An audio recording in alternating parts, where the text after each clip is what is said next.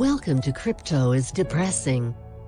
If you're feeling down in the dumps, don't you worry, these stories will make you feel just a little bit better about yourself. For the next half hour, sit back, relax, and forget about the absolute train wreck that is crypto. Let's fucking go.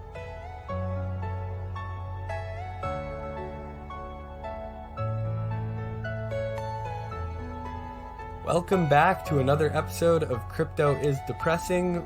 We are going to be bringing you the most depressing stories in the industry. It's your co-host, Charles, and I'm here with Ash Toshi. She's going to give you a little bit more before we get into it. Hey guys, so if you're new here, or if you're not even new here, you've been here before, just hit the subscribe button. That way you guys can keep up with what we're doing every week. We'll be dropping episodes on Sundays and Wednesdays. So yeah, let's get into it. Let's go. I guess we're back. I feel like we haven't recorded in a while. It has. It's been a while. So we're here with Don Jon. If you want to tell us a little bit about yourself.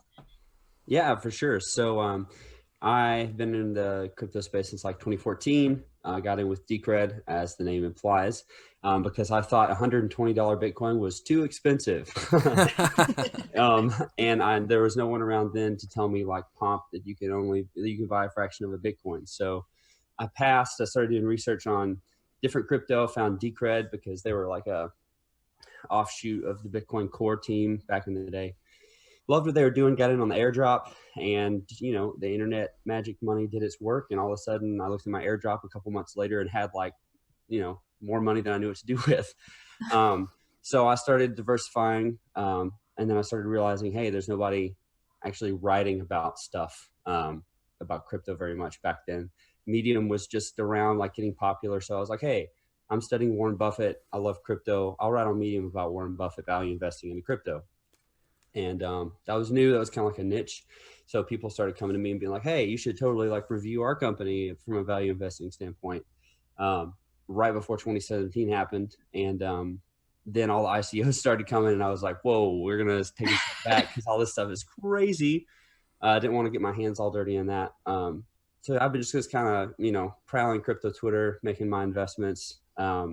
I now run, this is a shameless plug for Round the X. I now run the Twitter account for Round the X. Awesome sponsor of this podcast. Not this one, the other one. The other one. Damn, my bad. Well, okay. So here's a plug for your other podcast. If you're listening to this one, go listen to the other podcast because Round the X sponsors that one. Oh, Ash is so bummed. We're looking for sponsors for this one, and we've been trying for a while. Man, okay, well, here's a great plug for Ash then. Y'all need sponsors. They do great work. So if you're listening to this, come sponsor this podcast. Yeah, anyway, perfect.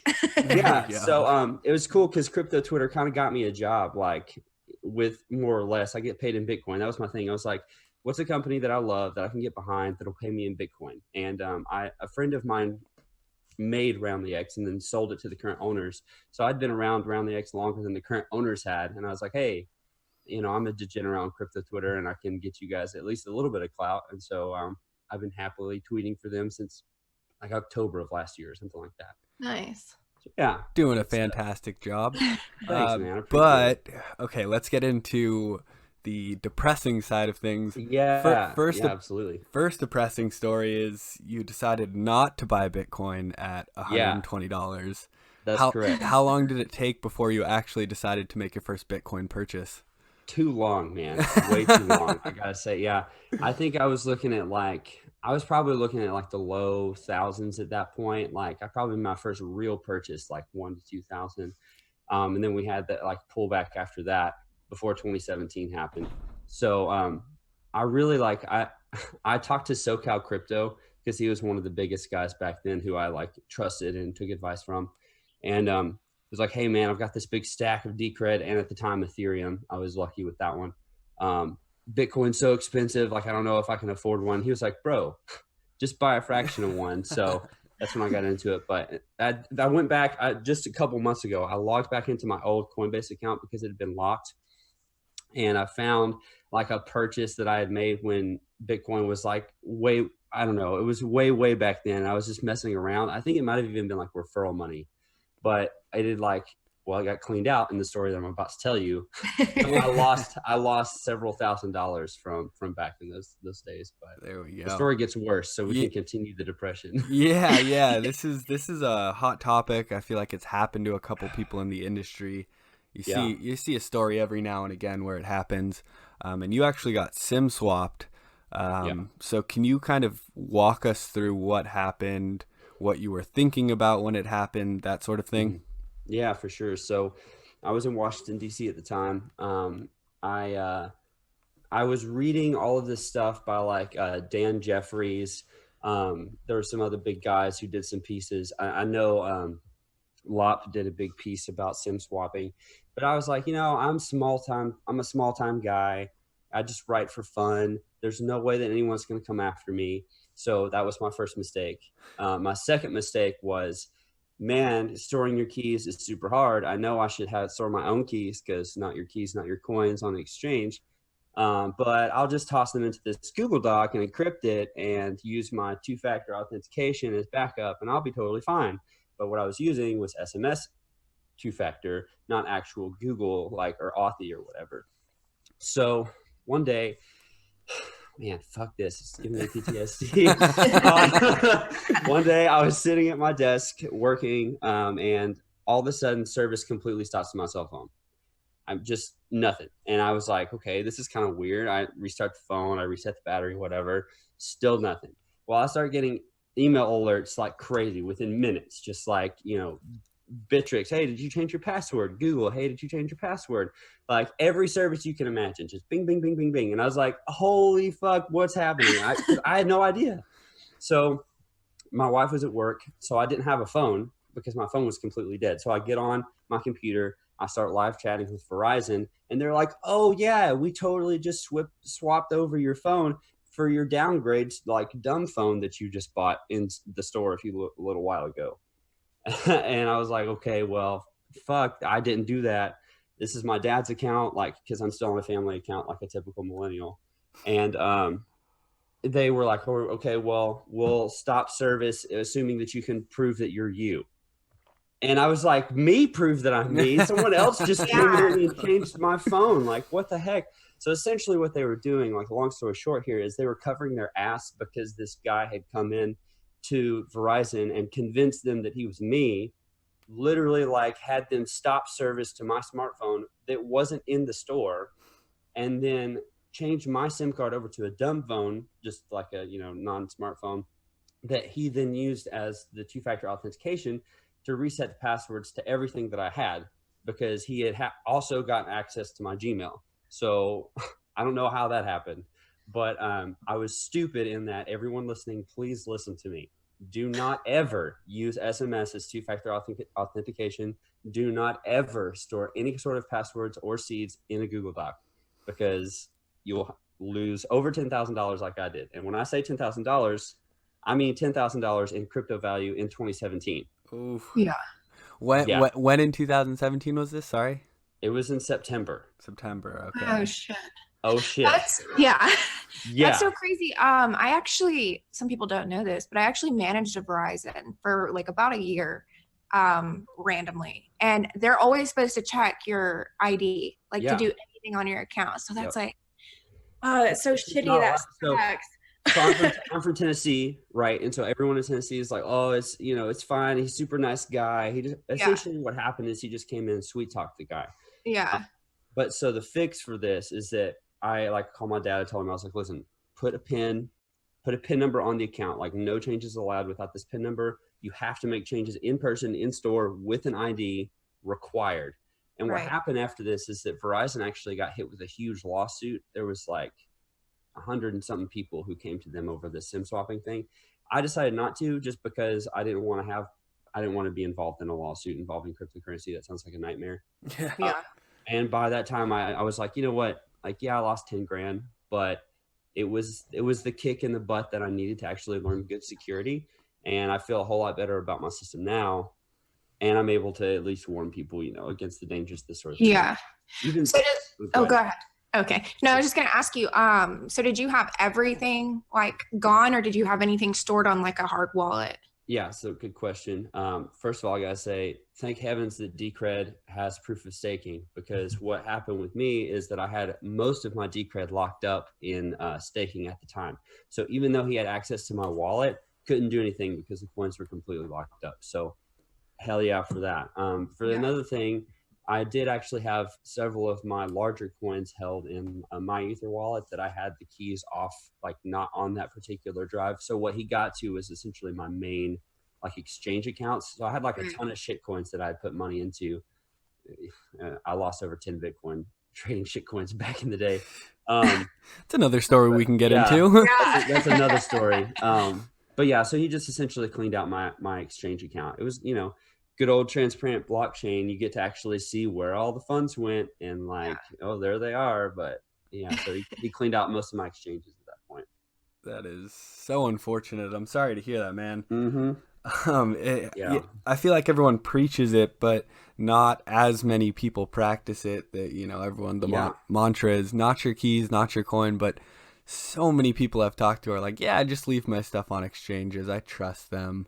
Yeah, and for sure. This is the kind of shit that can happen when you do that sort of stuff. Yeah. So for me, I was like, in hindsight, I still keep some stuff on exchanges, but I use Authy instead of SMS. And I really stick to the how much do you really can afford to lose thing. Like, in 2017, I was throwing around $5,000-$6,000 in transactions like it was nothing. And now I'm like, well, I really don't want to lose that much money. So, you'd be more careful. Yeah. I mean, so I guess, is that the best kind of advice you have as far as like avoiding a SIM swap? I mean, I know you've already gone over it, but just to... Yeah. So for a SIM swap specifically, I would always never ever use SMS. It's crazy to me that all these big companies are requiring SMS because it's so easy to SIM swap. I mean, it's the human factor of the cell company is what's going down. It's just the rep who has to make a judgment call on whether or not this poor person that is either calling them or walked into the store did actually lose their phone and does actually need to SIM swap. And I feel bad for those people because I worked for AT&T, so I get it. Like I know what it's like. But yeah, so avoid that. Never store passwords. Like the main reason that I got is because I had some passwords tied to my Google account. So those are all like offline now. There's nowhere that people can get that through the cloud or anything. Yeah. But those two things specifically, yeah. There we go. And then telling Verizon or whatever carrier you have, hey, no changes unless I'm in person. I think even the Wolf of All Streets, Scott Melker, he's a good friend of Rally X. He got SIM swapped like just a couple of weeks ago, I'm pretty sure, for the same thing. Like essentially it was some guy that just called him up and was like, hey, I'm Scott, like change my stuff. So. God, that's crazy. Yeah. It's tough. So really quickly, what do you do going forward after this kind of situation? Because all of your stuff is kind of compromised at that point, right? Yeah, for sure. So how do you kind of move on from this? I mean, you can obviously change, some of your stuff. It's no more SMS. You got to go in person. But what else did you have to do? Yeah, so I mean, like I said, he got all of my exchange accounts, so that meant I essentially, like, I didn't go through support and be like, hey, this account's been covered. I just deleted the account completely. There we go. I don't use it at all. I set up brand new accounts with new email addresses. I've switched over primarily to Proton Mail now instead of Gmail.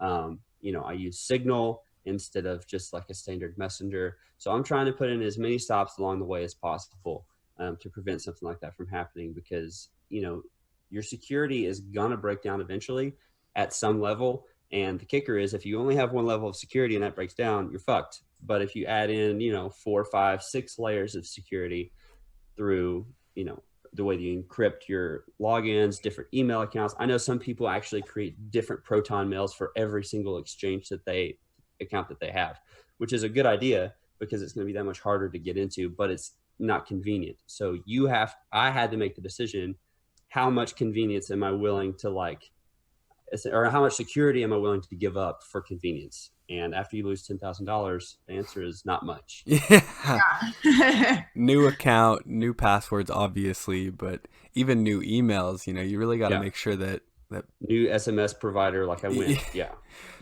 I'm still in shock that somebody was able to just walk into a Verizon store and be like, "Hey, I'm Jonathan.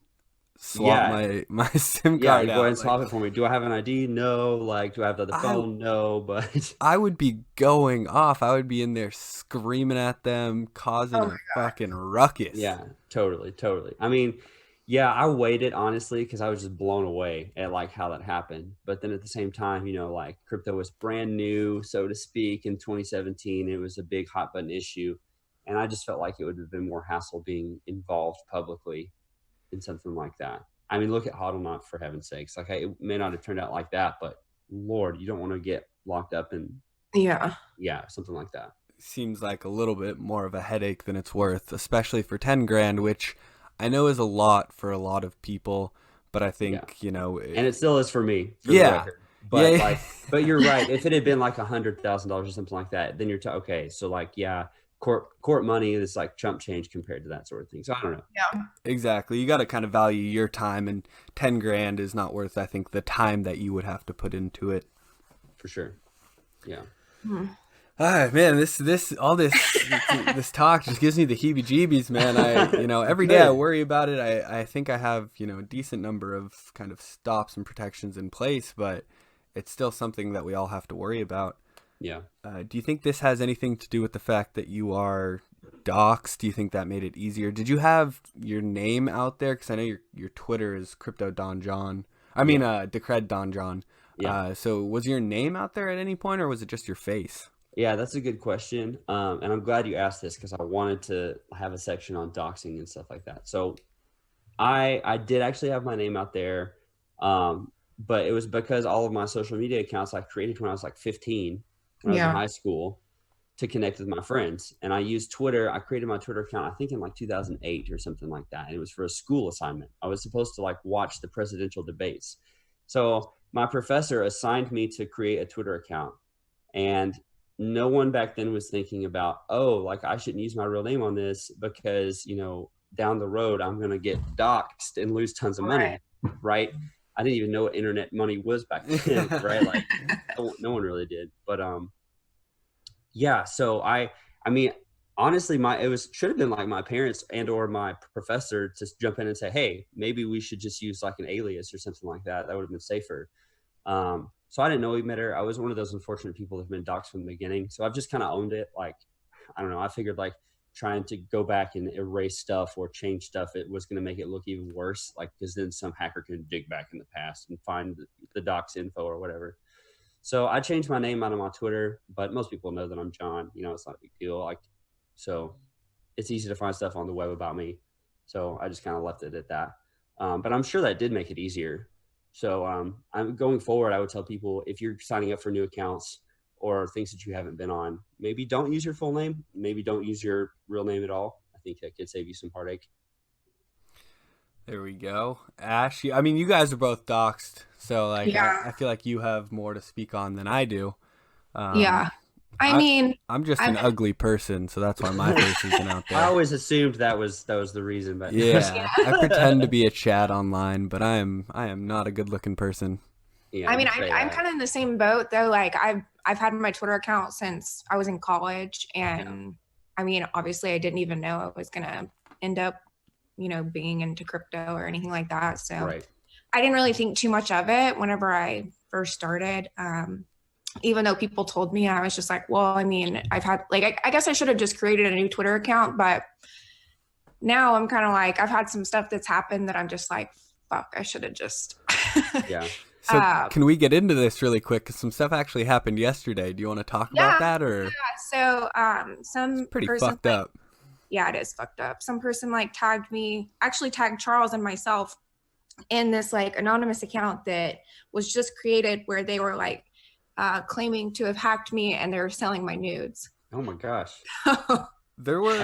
I've had a couple of friends that had that happen too. It was me, AltQ, Window, and Finally, I think. Dang. And they had this video of these blurred out images that are all distorted and stuff. And so I was just like, mother fucker. Like, you know, because if that had happened, it would be from an email account that was connected to my iCloud like 5 years ago. Yeah, forever. You know, ago. so I don't even know what the hell would be in that like iCloud account from that long ago, because I have a different iCloud account now. Yeah. And so I like Charles like messaged me about something last night, and I was like, dude, I'm freaking the fuck out. Like, because I don't know, you know. Yeah, you don't. I you don't totally use don't. it anymore. So yeah. But then I like talked to a couple people, and they were just like, well, oh well, like, you know, if it's gonna happen, it's gonna happen. So like, why worry about it, you know? Yeah. But yeah. So that's kind of made me a little more on edge, and I started changing a bunch of things last night. I still need to go through and, you know, change a bunch of stuff. But I mean, I use 32 character passwords for everything. Like, and I have since I got into crypto, but like back then, of course not. I didn't. So I never even like thought about doing that, you know? Yeah. So yeah, it's been fun. It's crazy the unintended consequences of like big data and what that's done with just the individual, you know, because these companies are still cranking along, and I lost 10 grand, and you know, people are personally put at risk for stuff like that, like every freaking day. And the corporations don't carry any of that weight, you know? Now, it doesn't matter to them. It's, you know, one big slap on the wrist at the end of the day for them. They pay a fine, if anything, usually not. Yeah. And that's that for them. Yeah. I'm kind of laughing at Ash's misfortune a little bit, just because we talked about it last night, and I was like, if somebody finds my nudes, they're getting out, and I'm laughing at it. Yeah, I'm enjoying it. Pay you to like erase the memory. Yeah, exactly. Yeah. It's just not something that us guys really have to worry about, I guess. I mean, like, it's true. It is a little bit, but like, I think it's a little more normalized for guys. Yeah, I mean, I kind of off left and right. Kind of came to the conclusion, I think it was just like photoshopped shit, because they had actually put up something, and I like messaged them like from an alt account or whatever to like try and see if I could buy some. Oh, there you go. That's just smart. To see. Yeah. And he was like, I can't give any for free. Like, I would have to do half the Bitcoin up front. And I was like, nah, dude, this fucker doesn't have shit. So yeah, for sure. So if anybody was hoping to buy my nudes, sorry about it. Or not today. Or if anyone did send money, maybe you could message Ash and let her know what happened. Probably a scam. That's what my assumption is. There's probably not embarrassment and shame. That's what happened. Right. Just got scammed out of some Bitcoin. They're always coming up with new scams. You know, creative motherfuckers. Yeah. But I mean, the good thing about it was it did start to make me like, it kind of made me panic for a second. And I just like went and changed all my stuff, like made sure everything was like. I have a couple of those every now and then. You know, you're like, hey, did you log in from Bangladesh? I'm like, I did not. Like, no. Changed everything real quick. Yeah, no, talking about panic, I actually just recently had a panic myself. I had an iPhone 7 up until recently, and one day service just like shut off, wasn't working, got a no service thing, and I'm like, fuck, this is it. That's bad. It's happened. Someone's done it. And then come to find out, the specific model that I used, there was some hardware in it that just burnt out over time, and it's specific to this model. And they say, eventually you get the no service sign, you got to take it in, send it in for a replacement. So that was my big scare recently. Unnecessary heart attack. Dude, oh man, I was losing my shit. Yeah. I believe it, man. That just like sinking feeling in your stomach. It just, yeah. I did this actually the same thing yesterday too, because I had turned off my mobile data for some random reason. I think I was testing my Wi-Fi, and I was at the gym, and I looked down at my phone and there's no service, and I was like, oh God, I'm so screwed. Yeah. They got me again. And I was like, oh, I'm so stupid. I just turned off my mobile data. But yeah. There is one thing too, like that I kind of, after delving into some research yesterday, I don't know if anybody uses an Apple phone, and I just found this out, like if you get an email, because I was going through my email to see if like, you know, there was something like suspicious on it. And I had all of these, like, you know how you can like search and it's just like search all mailboxes or whatever. Yeah. Well, there was like all these emails that said they were like from Apple. And so just FYI for anybody, if it ever says like, dear customer, don't click on it, because anytime Apple emails you, it's always going to have like either your email address, like dear email address, or your name, dear whoever. Because I had a ton of them, and there was like all these links, where you could where it's like, you can figure it out here. Yeah. So our help desk that's how they'll get you. Yeah, absolutely. Those phishing emails, I pretty much ignore every email that I've ever gotten, so I don't worry about it as much. Like, I don't think I'm that important where anyone needs to be emailing me. You can give me a phone call if you want. Yeah, that's true. I really liked the phishing thing that Binance did several months back, like the quiz or whatever. They're like, they showed you an image and then they asked if it's phishing or not, and you had to like analyze it and figure it out. It was tough. Like, I got 9 out of 10, but I was surprised I didn't get 10 out of 10. But anyway, Binance doing cool stuff with that.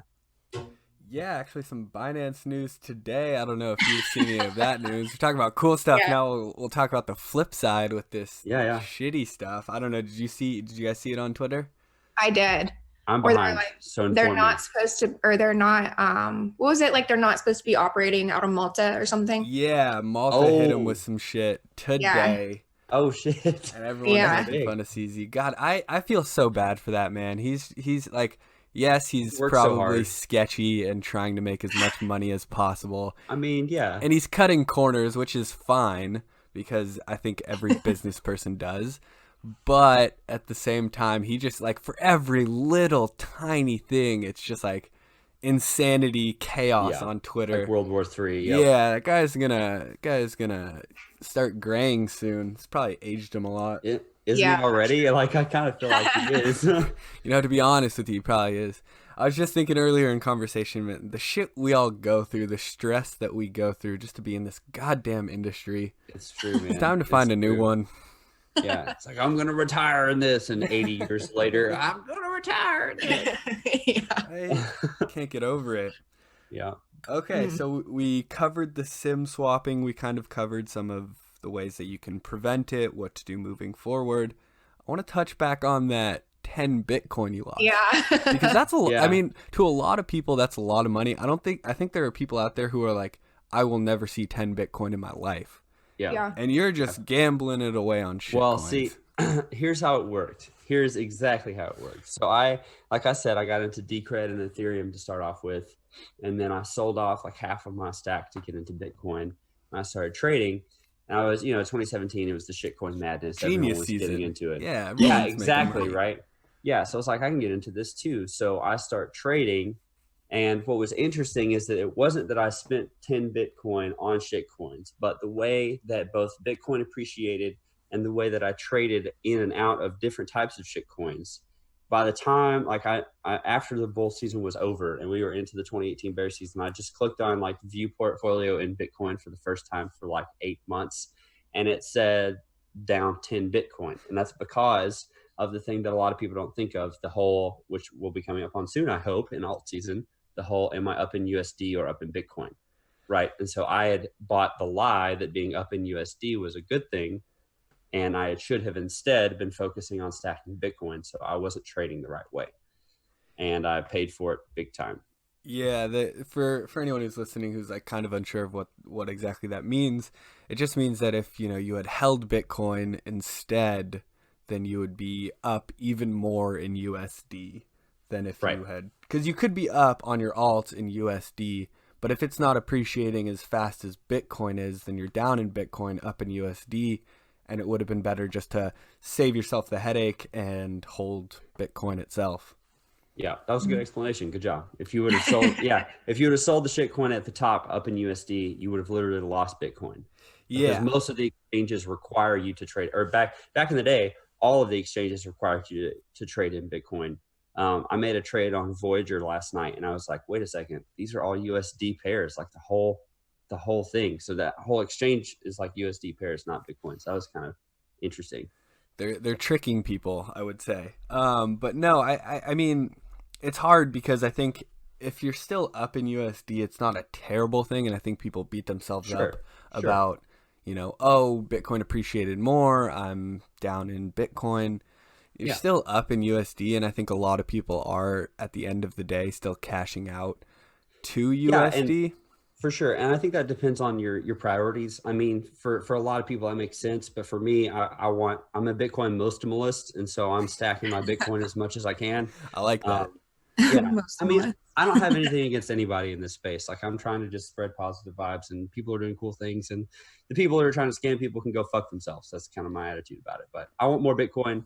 So, being up in USD doesn't mean a lot to me. Okay. We might need to change the Twitter handle. Yeah, I know. See, I know, but I'm always going to be a Decred guy.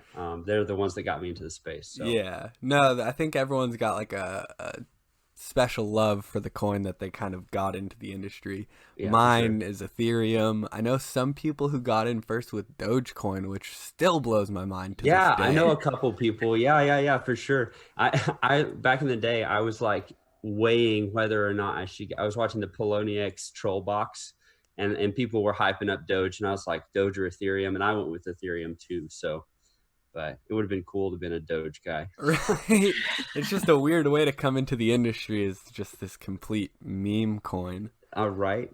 But hey, you'd be hanging out with Elon, so that sounds pretty cool. Right. I was going to say, big shout out to Nick Patel and Not So Fast. Those are the actual two guys that I had on the show, on my other show.